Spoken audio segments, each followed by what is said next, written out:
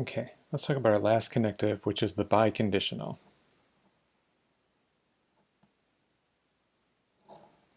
I'm going to abbreviate this one IFF, which is short for if and only if.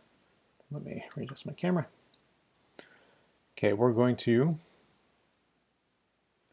symbolize the biconditional, an arrow pointing both directions, and I'm going to pronounce this as P if and only if Q. Okay, unlike the conditional, the biconditional is actually really nice. There's only two ways to say it. It does not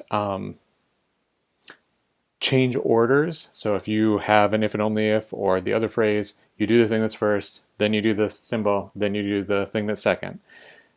So here are the two phrases we'll see for the biconditional. Oops.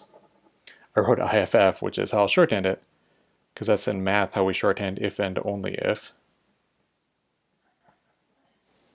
And then the other phrase you might see is necessary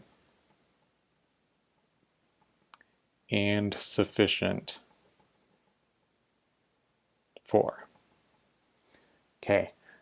The biggest mistake I see people make with this is they confuse these phrases with the ones that we used for the conditional.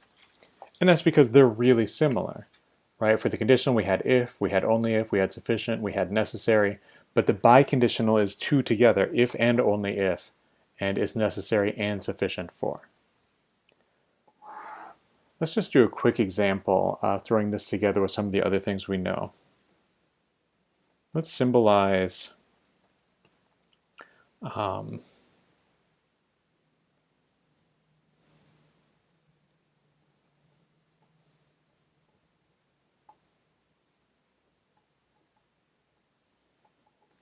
you took out the garbage if and only if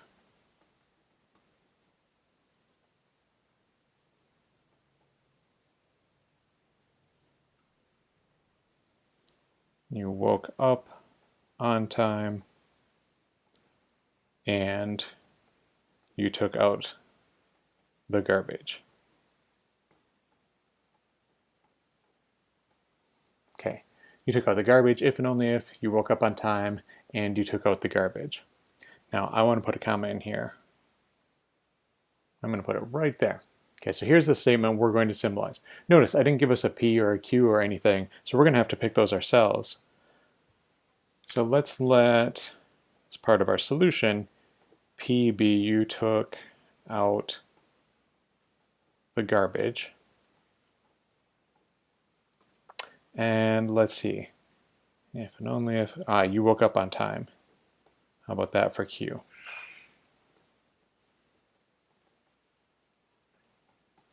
And then, and you took out the garbage, so you took out the garbage we already have symbolized. All right, this looks like you took out the garbage, that's a P. If and only if, that's that phrase that means the biconditional, so I'll draw that. You woke up on time was Q, and you took out the garbage is P. So I have P if and only if, Q and P. Now, we had a comma here, so that says this should be together and the rest of this should be together. So I want to keep this and this as two pieces, so I'm going to put the parentheses around Q and P.